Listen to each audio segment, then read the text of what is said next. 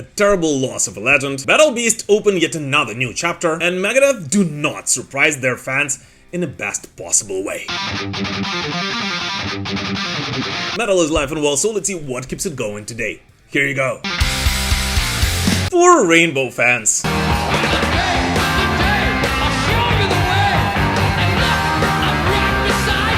A very special bounty for all of the Rainbow fans around the world will see the light of day next March. A 9-CD box set, The Temple of the King 1975-1976, dedicated, of course, to the early years of hard rock giants.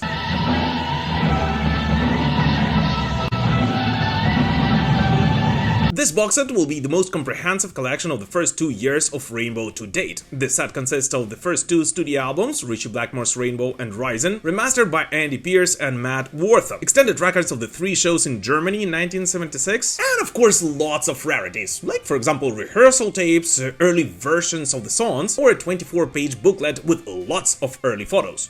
So basically a true gift for all of the die-hard Rainbow fans. And the truth is that if you are one of those, I really do not envy your wallet today. Money, I got money, I got. Those who are not new to the channel know that here is where I usually ask you to subscribe to this channel, which I still do. But today we have something way more important. Christmas is coming, so Merry Christmas to all of you metalheads around the world. Seriously guys, thank you so much for the incredible support you're showing to me, this show, and my country through this very difficult time. I just know that I'm extremely grateful for this incredible heavy metal community that we're building together. Megadeth do not surprise.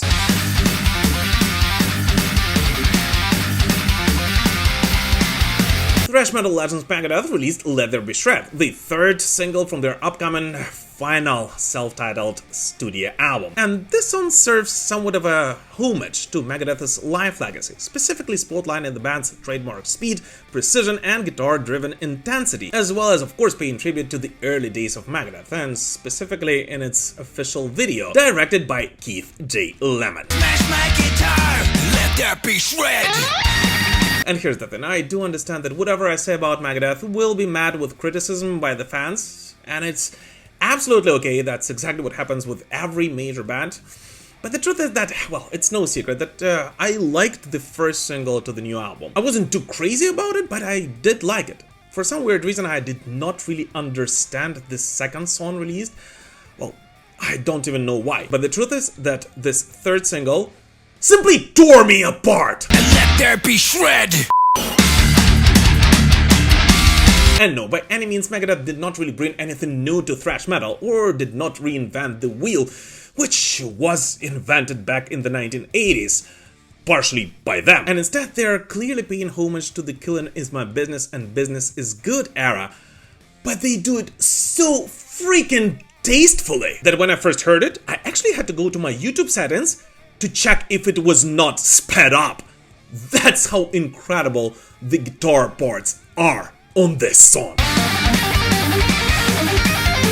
Lyric-wise, of course, it's a classic Dave Mustaine. Let's be honest here, it's not exactly what we love Megadeth for. And the main accent on this track, as you may expect from its title, is of course made on the guitar parts.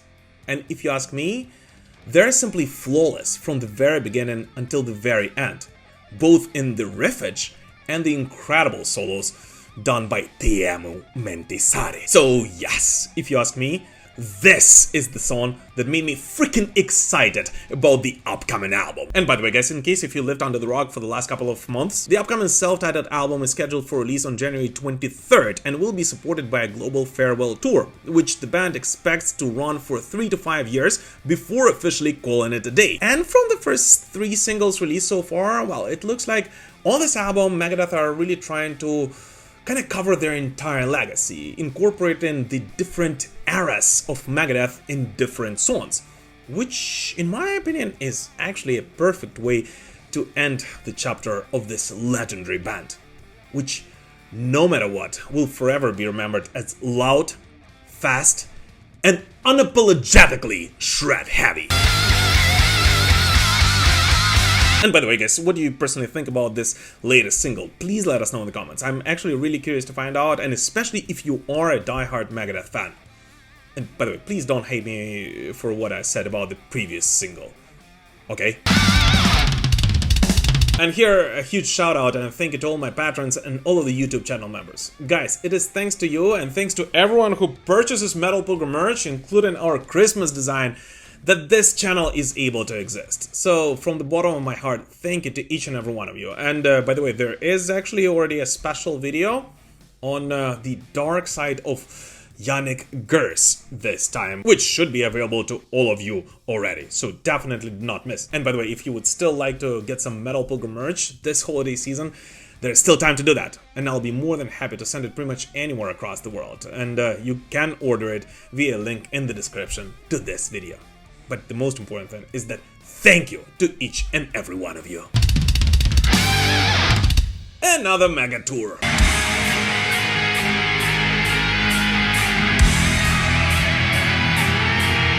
In March of 2026, the Titans of Thrash will reach the shores of America. Oh wait, 2 of those bands are actually from the United States, so I guess it doesn't count.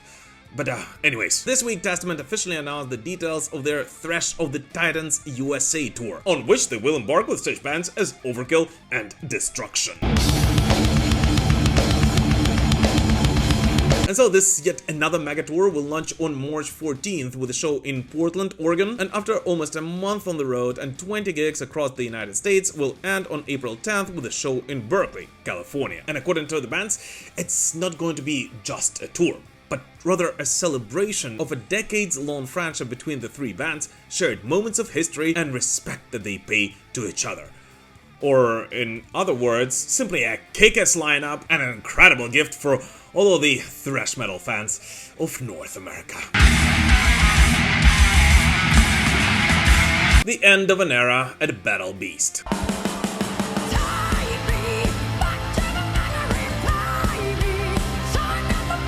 Huge and rather unexpected news from the Battle Beast camp this week.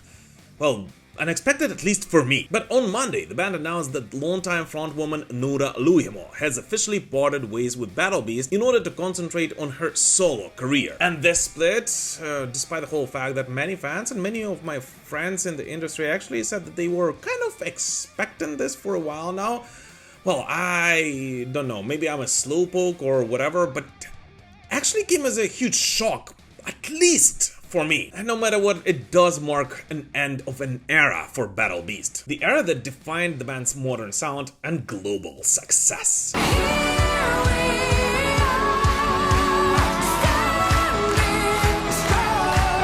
And of course, right after that announcement, all Battle Beast fans around the world started speculating about who will be Noora's successor in the band.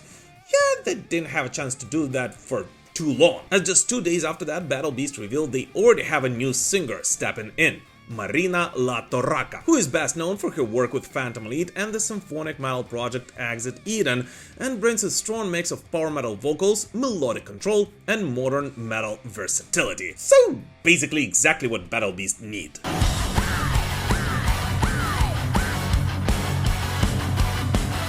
The funniest thing is that Marina actually revealed that she was initially absolutely sure that the offer was a simple mistake, but called to join in Battle Beast a huge honor and a challenge she's ready to take on. And the band in turn said that she was the right choice to lead Battle Beast into its next chapter, praising her range, professionalism, and stage presence, which they will have a chance to showcase as early as next March already, during the announced before tour in Japan and Australia. And which will be a huge test for Marina.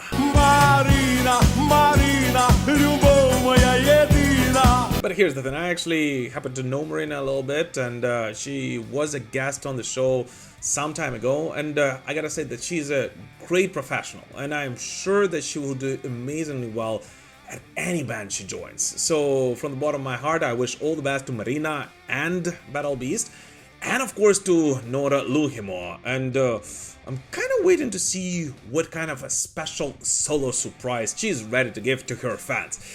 But nevertheless, yeah, the entire era of Battle Beast, the second era of Battle Beast, is over. And the new one, it looks like, begins right away. Melissa Bonny's solo journey. Think I'm alive. As most fans of a tireless Melissa Bonny of course do know, the singer is currently getting ready to release her first ever solo album. You know, the one in addition to gazillion other projects she's still actively a part of.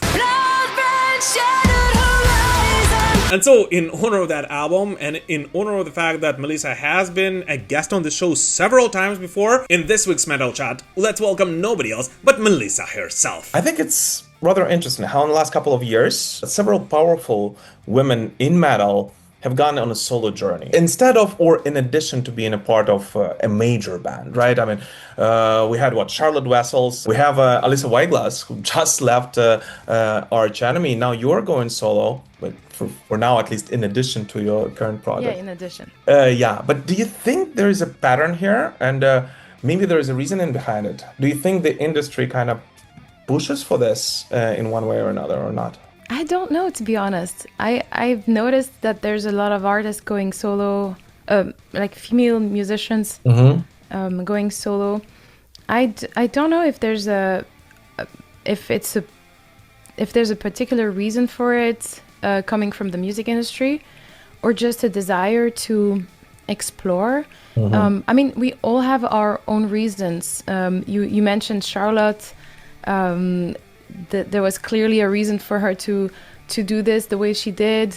In my case, it's very different because I'm still doing this in addition to my band, and it was more an artistic desire. So I don't know. I think it's just also maybe people seeing opportunities to do something different in the case of, you know, doing it in addition to. So, do you think this is more of a heavy weight down from your shoulders, and now you'll be able to explore all the other projects a bit more freely? Do you see it like this overall or not? I don't feel it as a heavy weight, but more as an itch. You know, like the itch of doing something that I've been wanting to do for a while, and that is mine. You know, that whenever there's not that I don't enjoy sharing music with my bandmates, quite the opposite. But, you know, with all the limitations, it feels good to have something that feels free, you know, that is just on your own terms. So for me, it was this desire to just like, oh, I want to release a song tomorrow, I can do it, because I don't have to ask for permission, I don't have to ask for availability, for schedule of the label, the this, the that. And I think it's just this need of having this thing that is mine. Keep on asking myself why. The full interview with Melissa about her solo album, her other projects, and the future of it all, you can actually already watch via a link in the description to this video. And I'm sure that if you're a fan of Melissa, you will not miss this new album. But for now, I just want to say that I'm so happy to see Melissa, who's been pushing the modern metal agenda into the masses for the past several years, broadening her musical horizons. As this new album cannot really be called metal in any way, but it's still definitely worthy of your attention. So if you would like to see Melissa in an absolutely new amplitude, definitely check it out. John Bush and Anthrax.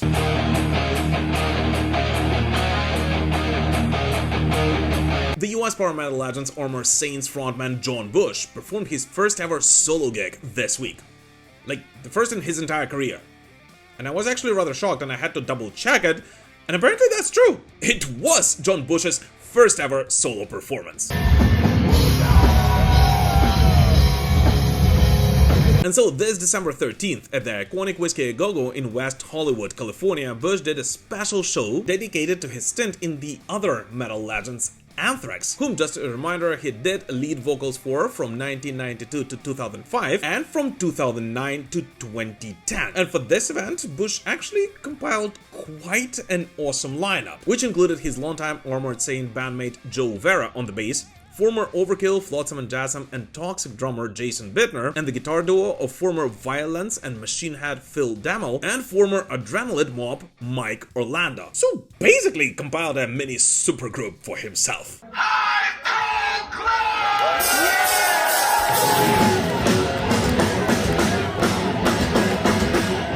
And during the show, Bush, as expected, performed some of the classics from his era of Anthrax, and actually some of the songs which have not been performed live for roughly gazillion years, thus showcasing his more than huge contribution to the legacy of one of the big four of thrash metal. And to be honest with you, I'm actually rather happy for this, because I always said that although, yeah, Joey Belladonna is the vocalist of Anthrax for many Anthrax fans, but nevertheless, I actually absolutely loved John Bush's era of Anthrax as well. And I'm really happy that it's finally getting the attention and the honor it does deserve today.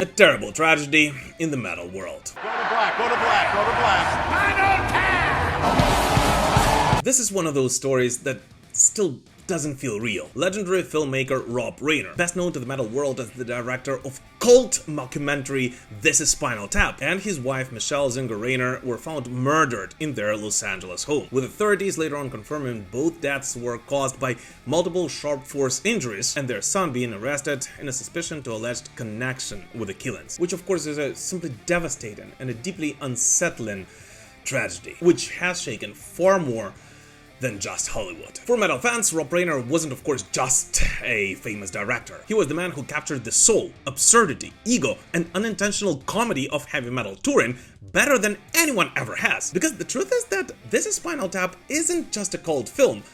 It is a profound, deep look at all of us metalheads around the world. And I go through this insane pitch about why they should make the movie, and it's going to be successful. It's about rock and roll. The kids will like it. They'll watch it. There'll be repeat business. I'm going crazy. And thus, of course, it's pretty understandable that the Spinal Tap family itself has responded with shock and heartbreak. Harry Shearer, better known to the world as Derek Smalls, remembered Reiner as funny, smart, and dementia, emphasizing not just his talent, but his humanity as well. And Christopher Guest, who played the role of Nigel Tufnell, through his wife expressed being numb and devastated, focusing on supporting the Reiner family in private. And overall, after the news spread, the comment section in pretty much any news media outlet was simply flooded with rock and metal musicians from all over the world.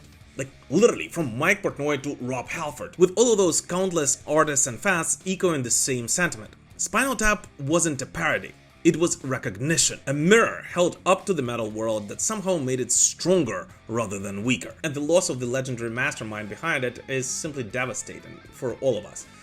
And especially because of how we lost him. For decades, metal musicians openly admitted that watching Spinal Tap was basically like watching their own lives turned up to 11. As Rob Reiner didn't just make a classic movie, he gave metal a sense of self-awareness without ridicule, humor without disrespect, and a cultural artifact that will outlive all of us. So on behalf of all the Metal Pilgrim family around the world, thank you, legend, for your legacy and for the incredible gift that you left after yourself. And I'm just really happy that at the very end of his life, he finally gave us Spinal Tap 2, which many of us have actually been waiting for over 40 years for. We all love rock and roll. The four of us, we grew up on rock and roll. So that was the trick, is to make fun of it and at the same time honor it. And now the time has come for your favorite part of the video, so let's take a look at 5 latest metal releases from this week,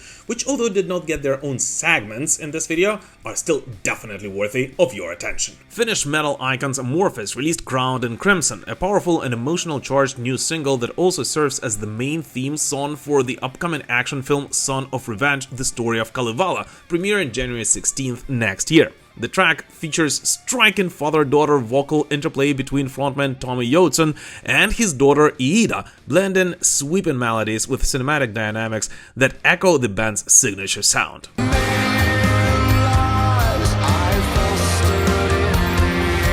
British heavy metal rising stars Tailgunner dropped Tears in Rain, a Blade Runner-inspired single named after the iconic monologue from the 80s sci-fi classic. Drawing on existential themes and huge, infectious choruses, the track showcases frontman Craig Cairns' wide vocal range and the band's ability to craft anthemic modern metal. It arrives ahead of their sophomore album, Midnight Blitz, out February 6th, 2026.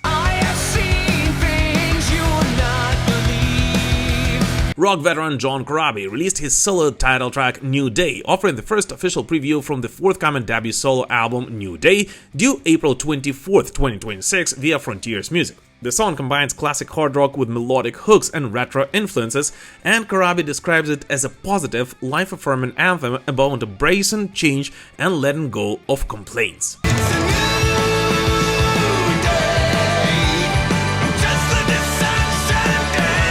Icelandic metal collective power Paladin unleashed Sword Vigor, the first single and the official music video from their upcoming album Beyond the Reach of Enchantment, due March 27th next year via Roar. The track delivers classic heavy power metal spirit with galloping riffs, epic melodies, and heroic narrative that expands the band's ongoing fantasy universe.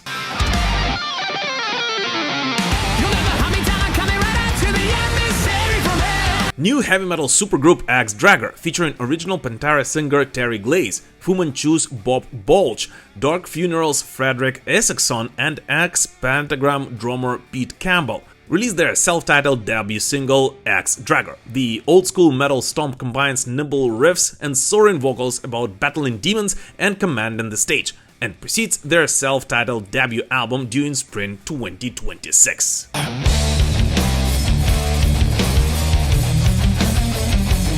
And here a reminder that we're still voting for the best metal album of 2025.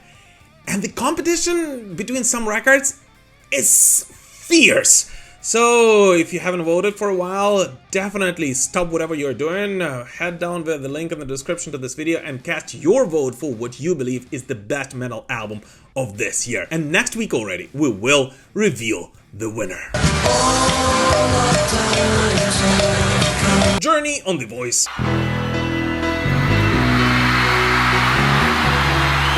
Iconic melodic hard rockers Journey made a very special appearance at the 28th The Voice show finale on the NBC channel in the United States of America. Just a small town girl living in a lonely world. On December 16th, Journey played live a medley featuring their classic tracks, including Lights, Lovin', Touchin', Squeezin', and their iconic anthem Don't Stop Believin', which I just realized they all sound awfully similar one to another. I wonder why that's so. Also, the band was joined on stage by all three The Voice coaches, Michael Bublé, Snoop Dogg, and Rabbi McIntyre, for an all-star cover version of Lights. But the most interesting thing is that this performance took place just days after Journey announced their final, this time for sure, final ever, the last one, period, the Final Frontier Farewell Tour, which will commence on February 28th in Hershey, Pennsylvania, and end on July 2nd in Loretta, Texas, celebrating more than 50 years long career of these rock dreamers.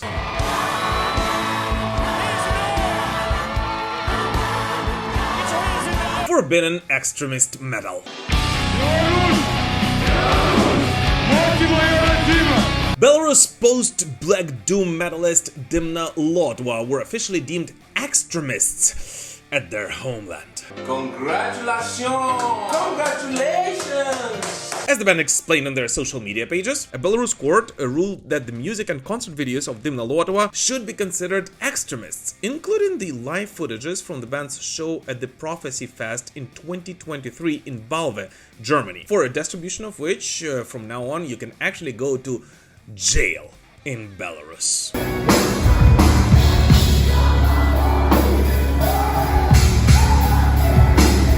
And now, here's the thing. Dymna Lotva were actually forced to leave Belarus several years ago, and all the way from the beginning of the war in Ukraine, they were vivid supporters of my country, and even now they continue performing with the Ukrainian flag on stage and bring as much attention as possible to the biggest war in Europe since World War II. And it is no doubt that it is exactly what they are being silenced for in their home country. So on behalf of myself and all Ukrainian metalheads, I just want to support Dymna Lotva, who, by the way, at the end of their statement also gave advice to all of us, people in free countries, telling us to appreciate and challenge our freedom every day.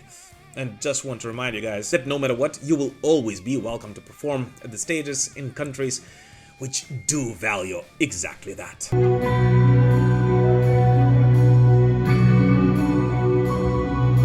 But anyways, what new music did you listen to this week? Please let us know in the comments. As always, thank you so much for watching this video, guys. Please don't forget to like it, comment under it, of course subscribe to the channel, and of course join our communities on Instagram, X, Threads, Facebook, Discord, and I mean anywhere you can post content these days. Thank you guys so much, and we will prevail. Slava Ukraini!